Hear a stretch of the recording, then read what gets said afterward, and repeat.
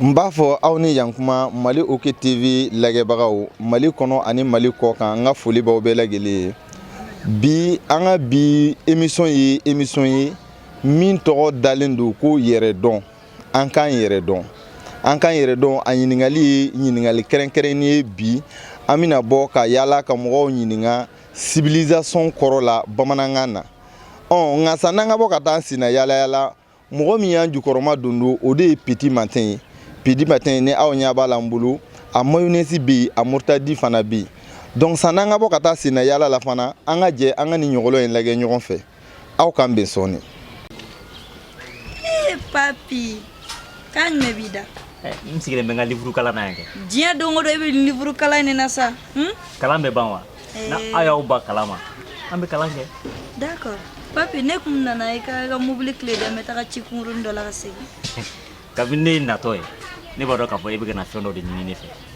ni kamalenw dɛsɛra mobile la ka bɔ ka taa ka yala kɛ fo ne ka mobile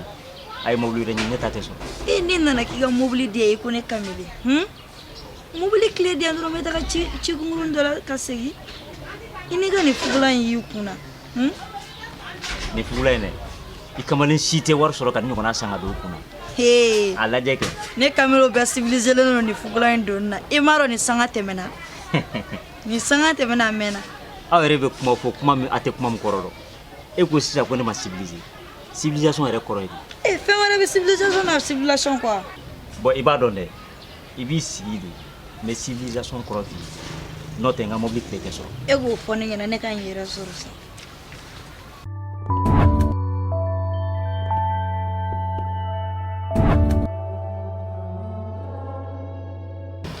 an sɔgɔma ne balimamuso se somɔgɔw dun tɔɔrɔ se yen nɔ se or basi t'i la ay basi foyi tɛ na ayiwa sɔgɔmada in na ɲininkali dɔw de bɛ fɛ k'a tɛngu I la n'a sɔrɔla a tɛ k'i ma basi a tɛ kɛ n ma basi ye ayiwa o diyara n ye ɲininkali ye min ye an b'a fɛ k'a dɔn bamanankan na civilisation kɔrɔ ye jumɛn ye bamanankan na bon o kɔni na kɔni ne bɛ se ka min f'i ɲɛna la bon civilisation kɔrɔ ye min ye mɔgɔ min bɛ ko kalama bon a tigi ɲɛ yɛlɛlen don a ye diɲɛ faamuya kojugu o de ye aw fɛ civilisation ye bamanankan na ne ba bamanankan na civilisation kɔrɔ tɛ o ye nka an ka ɲininkali I m'a sɔrɔ nka basi tɛ o la e bɛ nin dɔn wa nin ye jumɛn ye mugutardini de murtadine a tɔgɔ nin fɛn ye mugutardini de murtadine nka ni a bɛ marque dɔ de a la n'a bɛ fɔ a marque ma ko Petit Martin donc ni ye Petit Martin murtadine ye donc an ye ɲininkali min k'i la I m'a sɔrɔ nka I bɛ nin minɛ walasa I k'a dɔn I k'a dun I k'a ko fɔ I sigiɲɔgɔn ye I y'a faamuya foli jumɛn b'e fɛ k'a di Petit Martin mɔgɔw ma ko Petit Martin mɔgɔw ni ce ko merci an ni sɔgɔma ne balimakɛ ba ni sɔgɔma kɔni basi tɛ yen basi foyi tɛ yen ayiwa ɲininkali dɔ bɛ n fɛ sɔgɔmada in na k'a tɛngu I la ni I ɲininkali jaabi dɔn 1000 y'i ta ye nka n'i ma jaabi fana sɔrɔ I bololankolo t'i bɔ a ko la ɲininkali min bɛ yen mɔgɔw b'a fɔ ko civilisation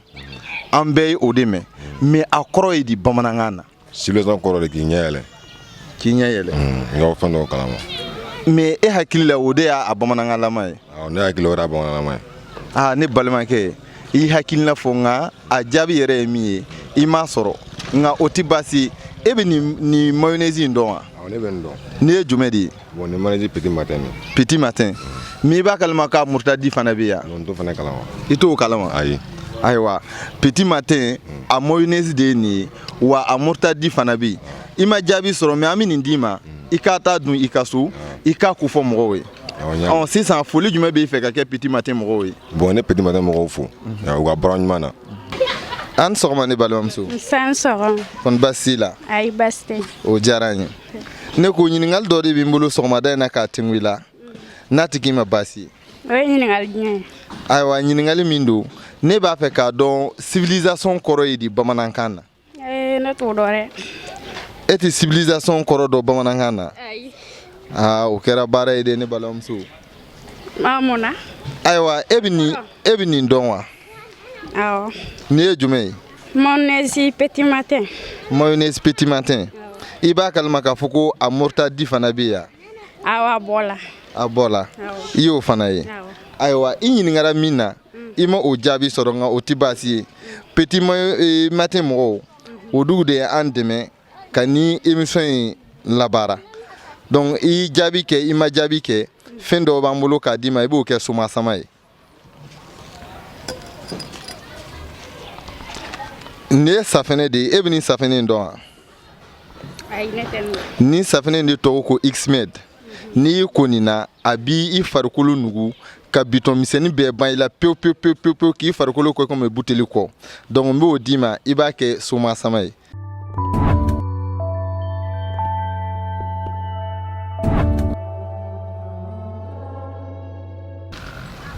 ayiwa Mali OK lagɛbagaw comme an kun y'a fɔ cogoya min na an bɔra an munumununa an ye mɔgɔ damadɔ ɲininka an ka ɲininkali la nka a jaabi ka gɛlɛn bamananw ko ten ko me da ye min tigila da ye mɔgɔ min kun ye ɲininkali yɛrɛ don ne da an segira ka na se ale ma an ka jɛ k'a lamɛn a ka civilisation kɔrɔ fɔ an ye bamanankan na walasa an k'a faamuya nka aw kana ɲinɛ hali sisan ko an ka nin jamukan in tɔgɔ de ko yɛrɛ dɔn sanni an ka yiri dɔn sanni an ka so dɔn an k'an yɛrɛ dɔn o de y'a to an bɔra an bɛ ka ɲininkali kɛ ka se k'a dɔn civilisation kɔrɔ ye di anw ka kan na parce que an ye min fɔ o ye tubabukan ye ayiwa Za Umaru Sila anw b'a fɛ I ka an bilasira yɛrɛ dɔn kɛnɛ kan civilisation kɔrɔ ye di bamanankan na. Voilà, Aounichani Baraji, de fait que Isokam Pro de Mali OK, mais l'émission est initiée, c'est une bonne initiative. Et mba fole Mali on milbe ka nage Mali kono ani Mali kokan an Malien chaman be kokan ambe Malien mo chaman mais ambe kuma chaman koro mais anta kuma koro yere do civilisation ni ata étymologiquement bamananga na civilisation kore ko ka somaya ka bo kongo kono maya la ka ke somai parce que folo hadamaden a kɛra tubabu ye a tɛra farafin ye hadamaden bɛɛ tun kongo kɔnɔ mayalen do c'est-à-dire n'i bɛna taa bana kɔ n'i bɛna taa ɲɛgɛn na ɲɛgɛn tun tɛ senin do an ka so kɔnɔ ɲɛgɛn tun bɛ kɔfɛ de I bɛ bɔ le ka taa ɲɛgɛn kɛ kɔfɛ de tu kɔnɔna na donc o bɛ se ka kɛ sababu ye sa b'i kin fɛn caman b'a la bon n'i mako bɛ ka dumunifɛn min fana dun I mako bɛ sa la walima I mako bɛ saga la ou bien I mako bɛ ba la walima I mako bɛ olu n'u ɲɔgɔnna la I bɛ taa kungo kɔnɔ de ka taa gɛn ka taa minɛ mɔgɔ si t'a kun tɛ voilà quoi ka taa minɛ k'a dun donc I ka fɛn bɛɛ tun bɛ kungo kɔnɔ ka sago so kɔnɔna kan hadamadenw nana jateminɛ kɛ u ko maintenant ko an k'an ka fɛnw kɛ somaya ye k'an ka fɛnw bila so kɔnɔ an ka ɲɛgɛnw bɛ sen so kɔnɔ an mako bɛ baganw min na k'u dun an bɛ olu lamɔ so kɔnɔ an yɛrɛ ka fɛn fanba an bɛ min kɛ an b'a bɛɛ kɛ so kɔnɔ an bɛ bɔ kungo kɔnɔ waati kelen-kelenninw la donc an bɔra kungo kɔnɔmaya la ka na somaya la donc civilisation kɔrɔ ye bamanankan na ko ka a somaya ka bɔ kungo kɔnɔmaya la k'a kɛ so kɔnɔma ye donc o de ye civilisation ye a faamuyara n ka jateminɛ na I ka kuma in yɛrɛ hakili dayɛlɛ sabula an y'a ye sisan robinet bɛ so kɔnɔ fo an ka ɲɛgɛn kɔnɔnaw na robinet bɛ yen kɔlɔn bɛ so kɔnɔ et alors que fɔlɔ kun bɛ taa ji de soli kɔda la ka na mi so kɔnɔ nka ne o ye civilisation ye somaya o y'a bamanankan ye mais munna o b'a fɔ ko tubabuw ka civilisation ani farafinw ta a danfara ye jumɛn ye sisan adamaden bɔlen kongo kɔnɔmaya la ka na somaya la munna o b'a fɔ ko chaque civilisation est régie par des principes des lois et des manières de vivre c'est-à-dire somaya bɛɛ sigilen do dalulu ni bɛnkan do ni taabolo do le kan c'est-à-dire anw bɔlen kongo kɔnɔmaya la ka na somaya la an y'a fɔ ko bon ko an denmuso ou bien an denkɛ o den o y'an mɔden de ye an mɔden o y'an muso fitinin de ye tulonkɛ b'an ni ɲɔgɔn cɛ tubabuw fɛ o tɛ anw fɛ an b'a fɔ par exemple nin tigi kɔnnen do I ma furu sira fɛ I b'a sɔrɔ dolu fɛ o tigi kɔnnen tɛ I ma furu sira fɛ an b'a fɔ ko bon nin man kan ka kɛ nin cogoya nin na nin man kan ka kɛ nin cogoya nin na nin man kan ka fɔ nin cogoya nin na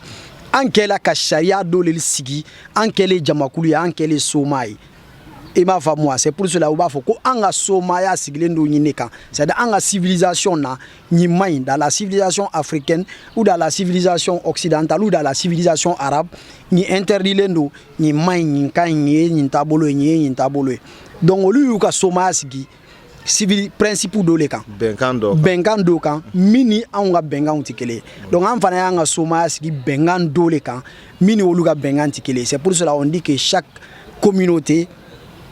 a sa civilisation an bɛɛ ni an ka civilisation an bɛɛ n'an ka somaya de don o kɔrɔ tɛ ko ni an ma kɛ u ɲɔgɔnna ye ko an ma civiliser o kɔrɔ tɛ o ye o c'est pour cela ni an ye dɔnkilidala dɔ lamɛn Alpha Blondy a b'a fɔ ko ni mɔgɔ min bɔra tubabu ka janfa kalama o b'a fɔ k'o ma civiliser parce que olu kɛlen don k'olu ka civilisation de kɛ civilisation ye olu ka taabolo olu ka somaya olu bɔra Congo fɔlɔfɔlɔ olu fana tun bɛ Congo kɔnɔmaya de la wa hali n'an b'u ka film kɔrɔkɔrɔw lajɛ i b'a ye u ka fini don cogo u ka fɛnkɛ u tun tɛ so kɔnɔma ye u segira ka royaume sigi ka citéw sigi ka fɛnkɛw sigi ka somaya donc mɔgɔ o mɔgɔ m'u t'u k'olu ka taabolo kɛ u b'a fɔ ko e tigilamɔgɔw ma civiliser c'est pour cela Alpha Blondy ko a ma ko mɔgɔ o mɔgɔ ni i bɔra tubabu ka janfa kalama ko i ma civiliser ne mɔkɛ dɔ dala k'a fɔ n ye ko tubabu ka civilisation min don n'an fɛ yan ko ale m'a faamuya ko i ka dumunikɛyɔrɔ fɛlɛ ko ka siyɔrɔ fɛlɛ ko ka bɔyɔrɔ fɛlɛ